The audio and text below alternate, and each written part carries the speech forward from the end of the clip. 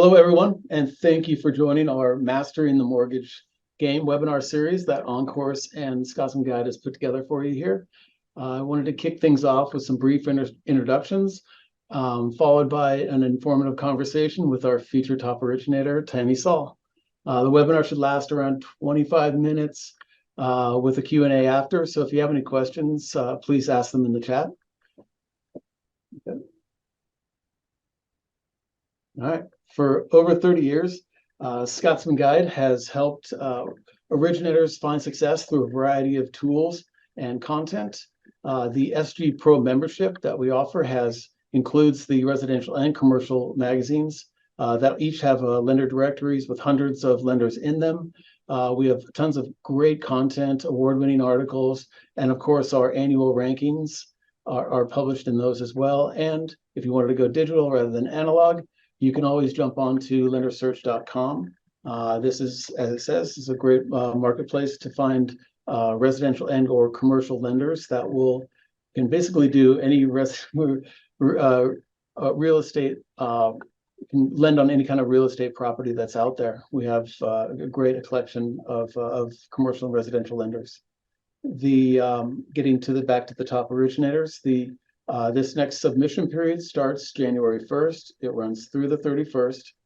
The entry criteria for this year will be 20 million in production or 75 loans. And the top originator rankings is always published in the April edition. Top women originators is in May, and then you have top mortgage lenders in June. And so without further ado, I will pass this on over to Angie, who's going to be doing the Q&A with Tammy, and we'll take it from here. Thank you, Todd. As Todd shared, I'm Angie Crippen, National Business Development Director here at OnCourse Learning, and we're thrilled to co-sponsor Mastering the Mortgage Game.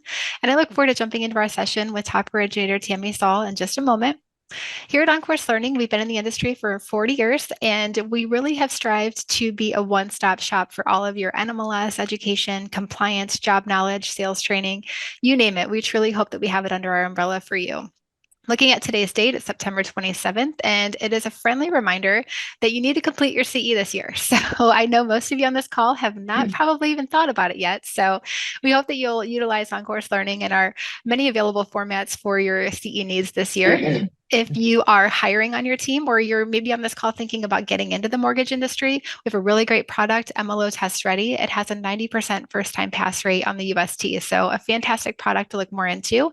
And as I mentioned previously, if you need to fulfill any compliance education needs, or you're just looking for job knowledge or sales training, we have a wonderful catalog, almost 300 courses to be able to choose from. So those AML BSA courses, processor courses, Mortgage 101. You're going to be able to find those here at OnCourse Learning. So at the end, our contact information is all going to be on a slide, so we encourage you to reach out if you have any questions. But now I would like to go ahead and introduce Tammy Saul.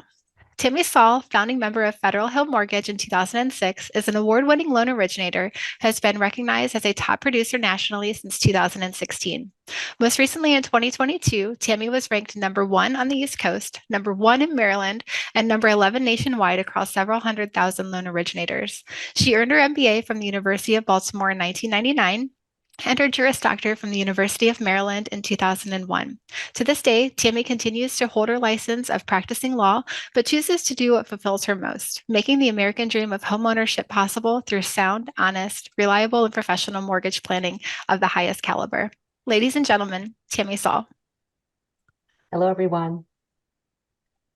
So Tammy, the focus of this session is mastering the mortgage game. And from our conversation, I believe truly that you have a wealth of knowledge. As you've been there, you've done that. You've hit some bumps along the way, but most importantly, took lessons from those pitfalls to, in my opinion, truly come out on top. And I think anyone that just listened to that bio would agree with me.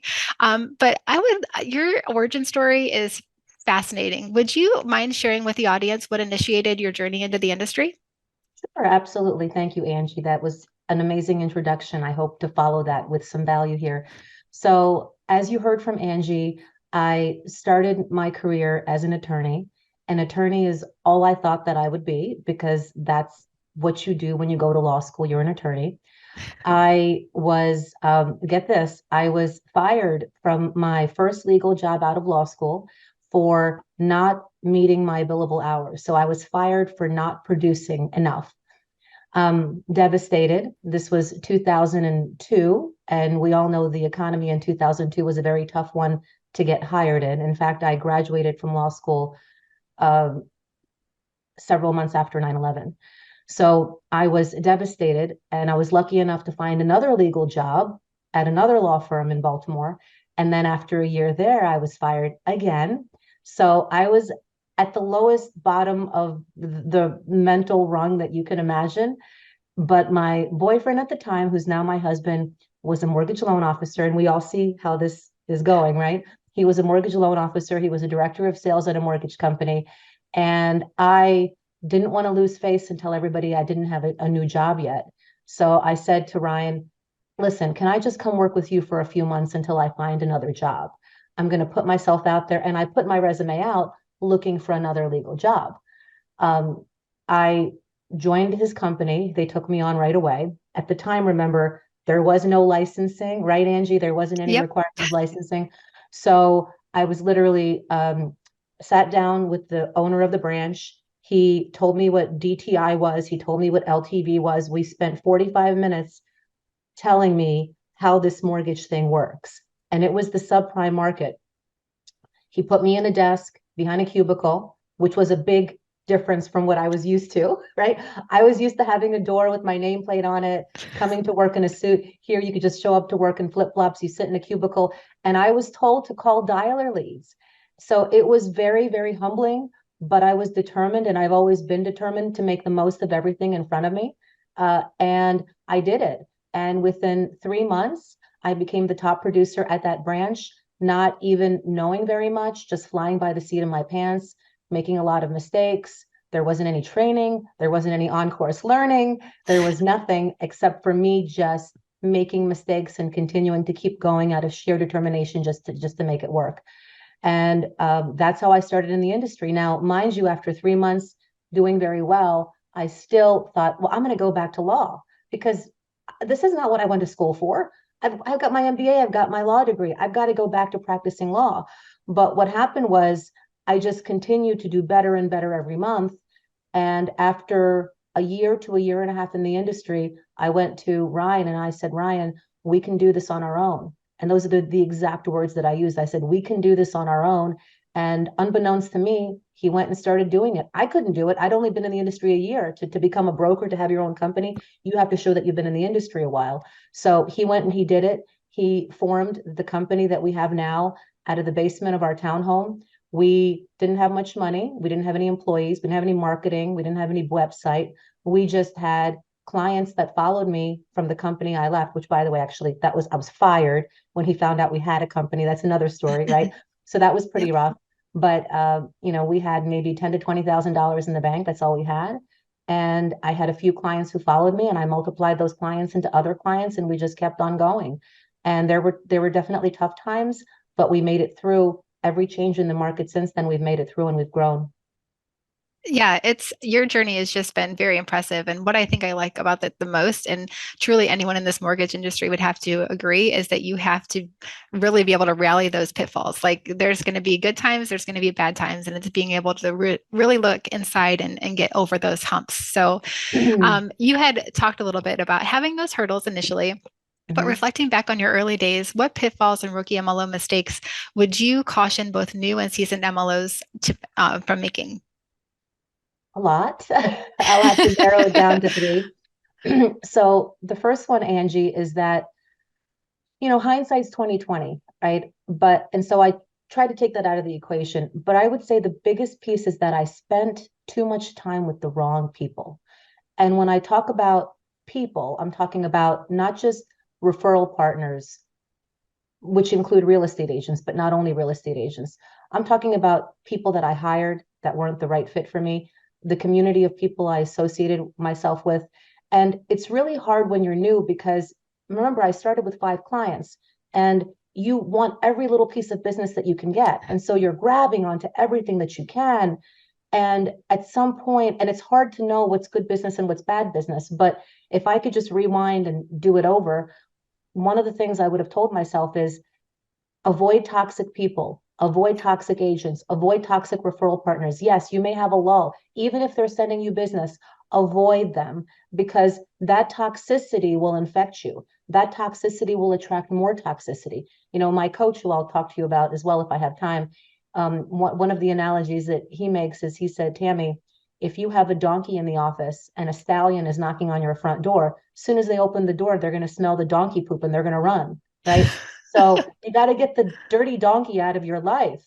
And that's a reminder to myself even today, like even today with as much success as I have, one of the things that I continue to do is I continue to stay hungry and work hard and do the things that I did in the beginning, just with the knowledge and the experience that I've honed over the last 18 years. I mean, I'll tell you, in the last 30 days, there were 2 real estate agents, not bad people, but they were toxic to my team, and cut them off. Now, not an easy thing to do in this industry right now, where we're all pushing to produce more, produce more, produce more. But I know from experience, and I could tell myself, Tammy, as soon as you eliminate that person, you create space for the right person to come in. And you've got to work on it. You know, it's all about creating space and attracting more and better business, not just about taking all the business. So I would say that's one thing. The other thing that I wish I would have done faster was, I wish I would have hired people faster. And in the beginning, when we opened our company, we had 1 employee. We hired a second employee, and then we had only 2 employees for a very long period of time.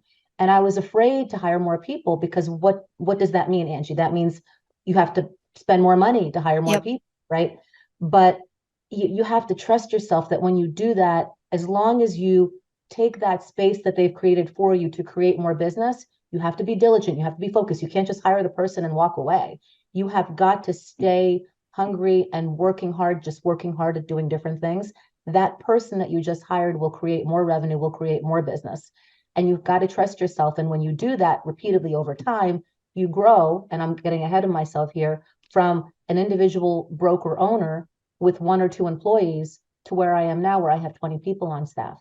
And I have a massive overhead, but I make it every month. And I know that I trust myself, that when I perform the right activities and I avoid the wrong activities and I avoid the wrong people, that's number 1. You can't just do the right things. You got to figure out what you're doing that you have to eliminate, right? The people that you have to eliminate, unfortunately, right?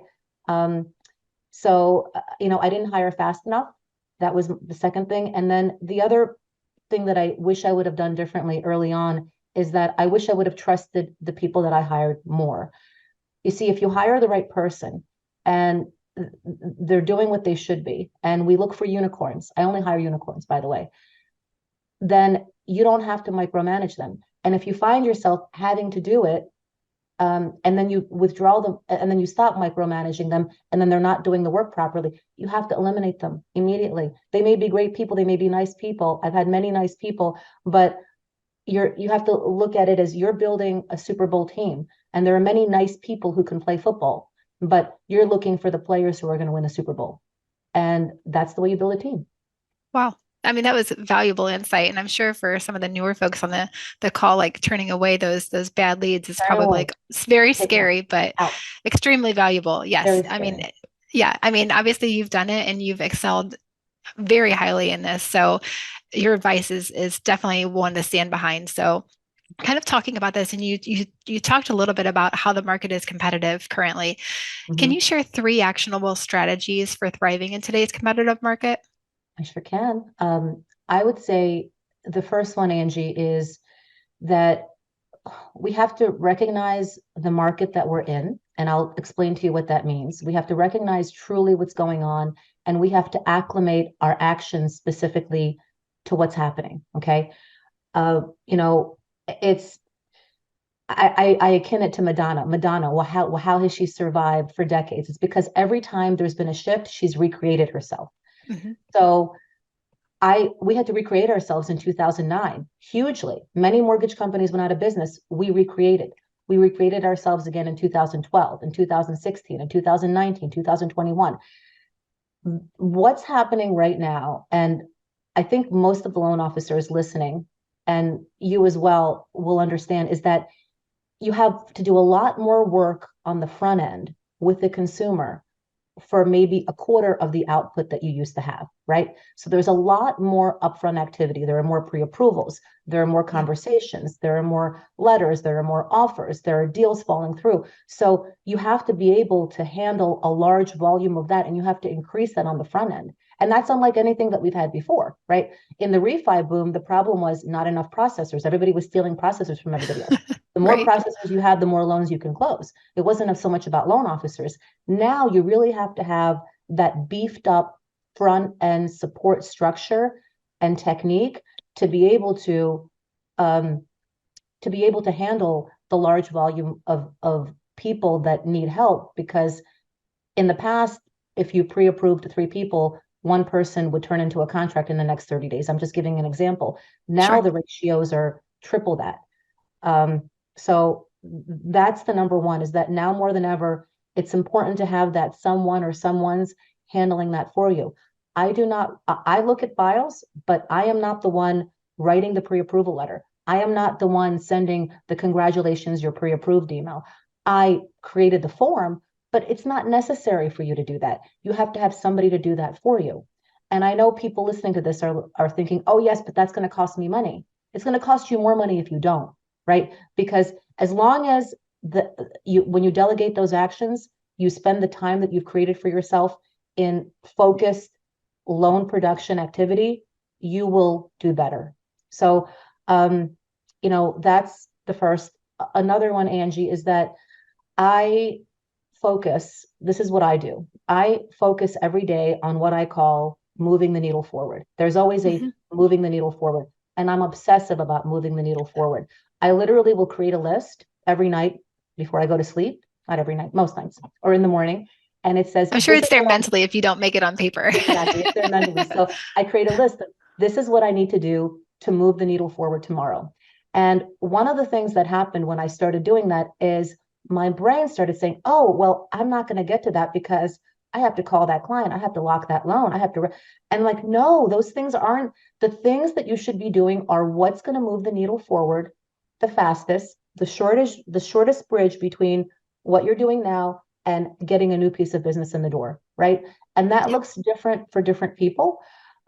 So that's very, very important. And as hard as it sounds, as ridiculous as it sounds, that's truly what you need to do, because otherwise, you need to move the needle forward in order to create more people coming in the front door, because not many people are making it all the way through. So all you can do is you can just increase the number of people coming in on the front end. Sure. The other thing I would say, and I would, two other things, Angie, are that I find, or I've observed, that many loan officers are doing things that they think are going to eventually produce business, but all it's doing is it's really just making them feel like they're being productive when they're really not. So it's important to be honest with yourself. Is what I'm doing actually going to create a result? And it's a trial and error. Like I have heard loan officers say, I'm going to do this first time home buyer seminar, or I'm going to get on this Zoom call, or I'm going to this, or I'm going to that. Okay, it's okay to do that once, but how many times have you done that? And how many loans has that produced for you? And if it hasn't produced any, get over it. It didn't work. Find something else, right? Yep. And it's hard because you get into this motion and you feel productive, but then you look at the end of the month, oh my goodness, I didn't close enough. And if you don't close enough, then you can't hire people to support you. So it's a circle, right? So it's just very, very important to measure and look very closely at what are you actually doing with your time. Maybe make a list. Okay, I spent half an hour on this.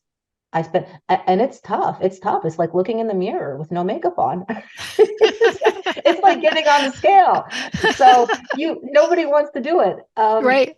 And then the last thing I would say is that if you truly want to be a top producer, and not everybody does, but if you really want to be a top producer and you're willing to put the work into it, because it is a lot of work, not just in the past, but it's a lot of work. I was at my desk until midnight last night by choice, because I have a mission, I have a commitment, I have a goal. I want to reach something by the end of the year. If you want to be a top producer, you must have a coach. And nobody is above having a coach. In 2018, I closed 72 million. I thought, I am awesome. I have arrived. I've got 72 million. And then April of 2019, I was introduced to a coach, and that coach is Carl White with the Freedom Club. Completely changed my life. I actually didn't start coaching with him right away because I thought I don't need this. But I did need this because what you don't know, you don't know. You don't know what you don't know. So, that was the first year where I doubled my production from the prior year. And then it went to 208 million to 312 million. And obviously last year it was lower like everybody else's, but it was still much higher than the curve. So my curve has continued to gone up every year. And it's all because of Carl's coaching. We all need that.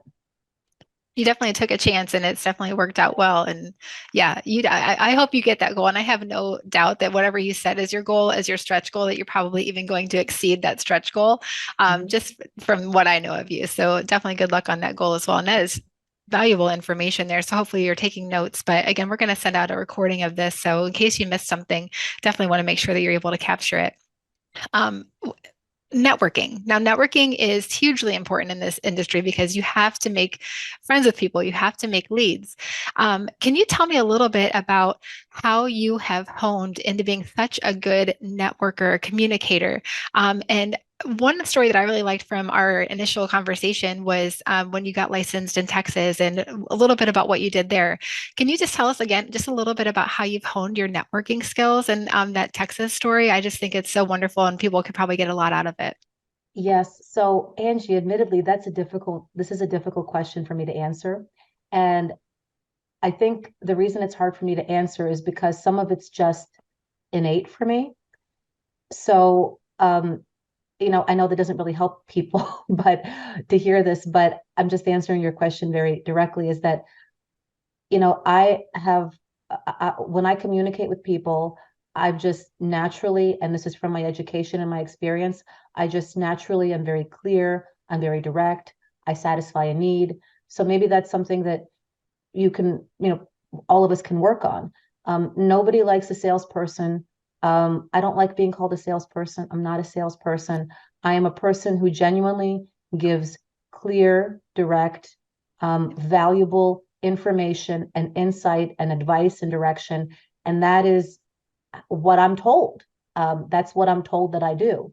So a lot of that has come from personal self-development over the years, keeping the donkey poop out, right?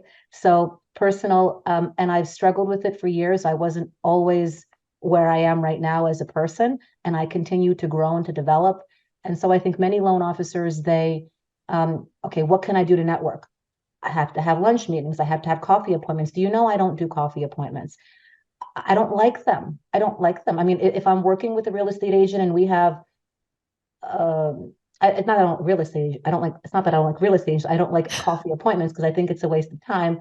But if I have a real estate agent that I'm working with and we have a great synergy and let's meet. We'd love to see each other in person. Okay, that's just a natural thing. So I would say that the core of my networking prowess, as you call it, is that I just have developed that over the years, and I've always been like that. But if it's a lesson to be taken away, I think that perhaps, ask yourself, put yourself in the position of the person that you're speaking to. What is it that they want to hear? What is it that they want to know? In a genuine way. And when you do that, believe it or not, most people aren't doing that. And when you do that consistently over time, and you have a team of people behind you handling the minutia so that you can focus on that, and you're talking to the right people, you're saying the right things, you will attract business. So I wouldn't use the word networking to describe myself. I would describe myself as a business attractor. So I'm looking, how can I attract business? How can I make people want to work with me?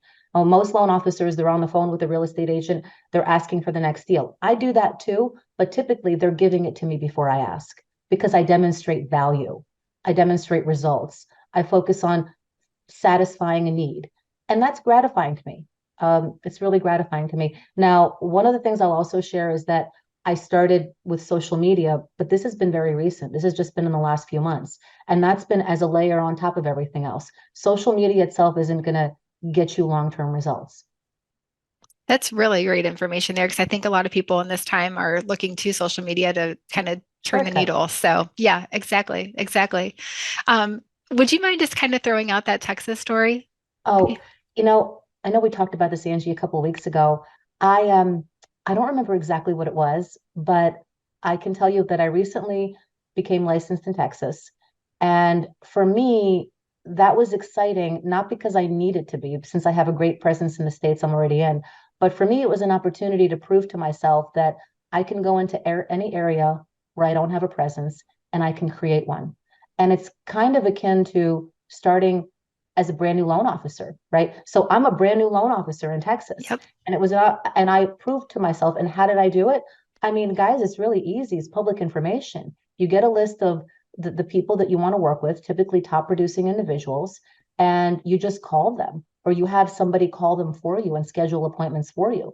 Now, you may end up with 3 to 4 appointments a day, and half the people don't show up, but you're not looking to work with everybody. So it just comes from consistently speaking with new people, saying the right things, being genuine.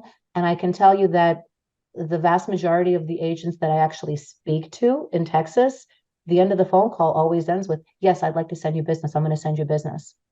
Because all I'm doing is I'm not selling them. I'm just showing them who I am and who I've become. I tell them about myself. I ask them about them. And there have also been some agents that I've spoken to by the end of the call. I decided I don't want to work with them because they're not the kind of, like, they're not nice people. I mean, we all want to work with nice people. Not a lot, but if it happens, you see that sort of activity, when you're constantly moving the needle forward, all of this is moving the needle forward. You create the luxury for yourself of being able to choose your relationships. And that, I believe, is the highest freedom. Absolutely. Absolutely. Thank you for sharing that. I think it's very valuable. And I mean, no shock again that you've had tremendous success in Texas, and that's just wonderful. And leaning back to a previous statement that you had made, is you were in the office last night until midnight, again, by choice. But how do you prioritize? I know you have a family. How do you prioritize everything that you have going on in your personal life, your work life, and staying organized from your day-to-day operations? So just to clarify, I was working until midnight, but I work in the office until the end of business. I go home, I'm with my kids, and then I put them to bed. I'm back on my computer. So I'm not actually in this office, this building that I bought. So, it is hard, Angie. It's a struggle. I want to cry sometimes. It really, truly is. But for me, I I create lists. I mean, it's as simple as lists and spreadsheets and lists and spreadsheets. And the people in the office, they joke, they said, Tammy, you have a spreadsheet for your spreadsheets. So it comes from just, I'm naturally inclined to be very organized. You have to be to get through law school. You have to be extremely organized, extremely diligent. I mean, I literally have a Word doc on my desktop where I type everything out. And I used to put it on a notepad, but the notepad got messy. So I create this Word doc, and then I can move things around. I highlight them, I put them in red, and then I look at my list. And sometimes when you create that list, you realize, oh, well, number 1, 3, and 7, and 8, I can give this to this person. And that only left me with 5. And sometimes it does get overwhelming. It gets overwhelming because there's just so much to do. And so you have to trick your brain sometimes and say, okay, I've got all these things to do. I'm not going to get overwhelmed. My commitment is that in the next 3 hours, I'm going to accomplish 10 things. I'm going to cross them off my list. And then that creates space. Oh, okay, now I have space and I can think clearly. So I find myself having to do that as well. And that helps. I really like that trick. I'm like you. I have many a notepad, and I'm an Excel spreadsheet girl. But I really like that Word doc and being able to move things around. So I think personally myself, I'm going to steal that idea because I think that's a wonderful one. um, and so you talked initially also, you hire unicorns. You have to have the right team that works with you. You don't have the time in your day to be able to micromanage every team player. Can you describe the process behind assembling your current supportive team? So I started with one person, as I mentioned, and then I hired the second person once I could afford to hire the second person. I mean, this is going to sound very basic, Angie, but this is really what I did.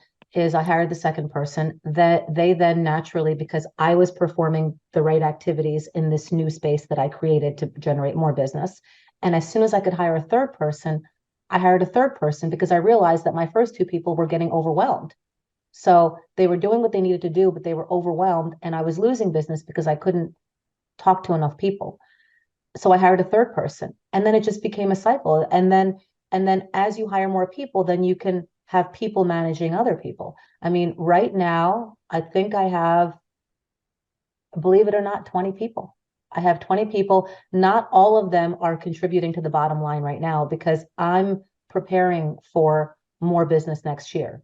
But I have a very high overhead, but it's something that I built. I couldn't just hire 20 people overnight.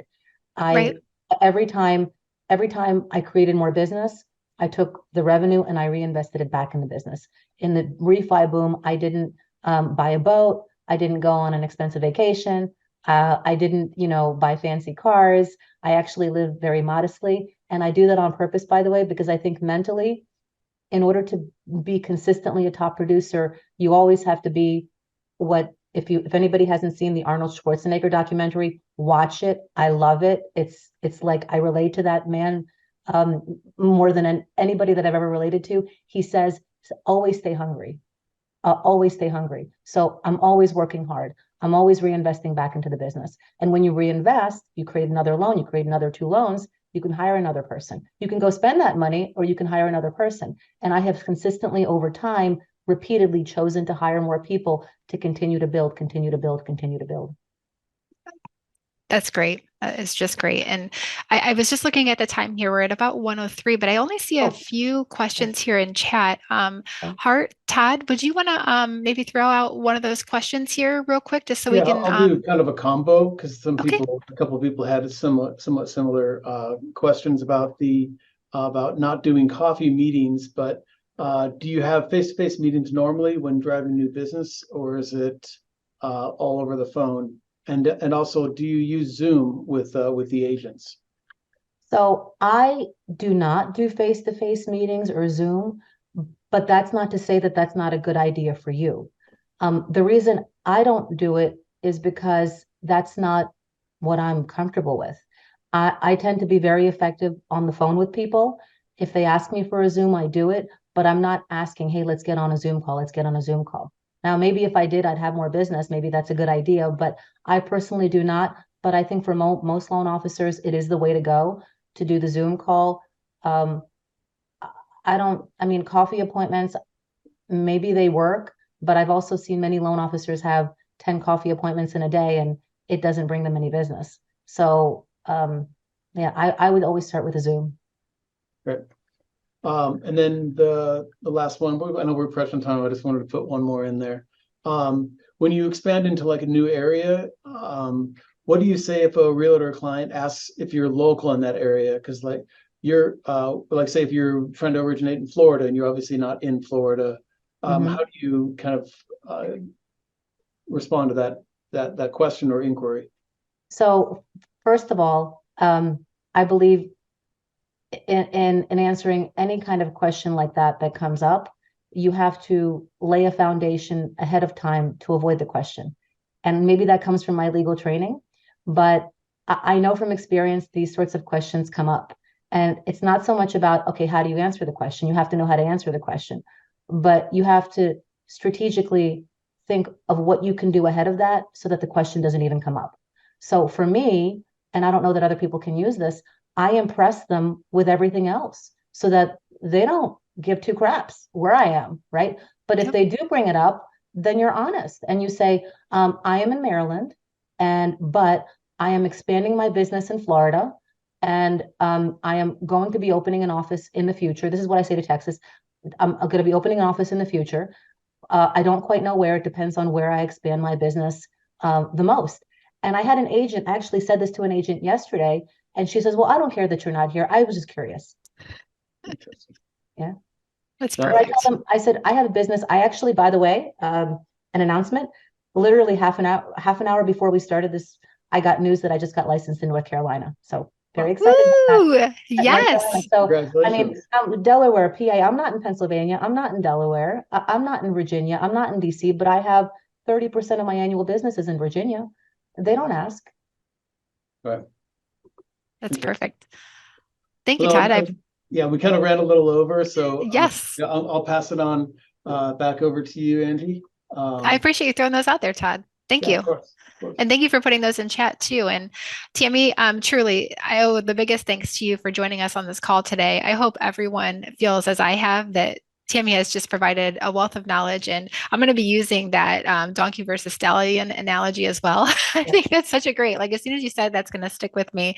But the information that you shared today is truly invaluable, and I really appreciate you not just holding that into yourself and sharing it out there with others again that are new to the industry and veterans, because everybody helping each other is truly what it's about in the end. So thank you again for taking the time and for the insight today.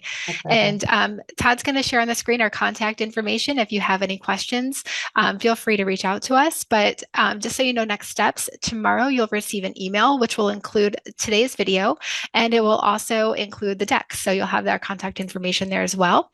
We're going to have a next edition of the Mastering of the Mortgage Game in November. So be on the lookout for our marketing on that. We hope that you'll be able to join us. And from myself, from Todd at Scotsman Guide, and Tammy at Federal Home Mortgage, we truly thank you for joining us today, and have a good rest of your day and the week ahead.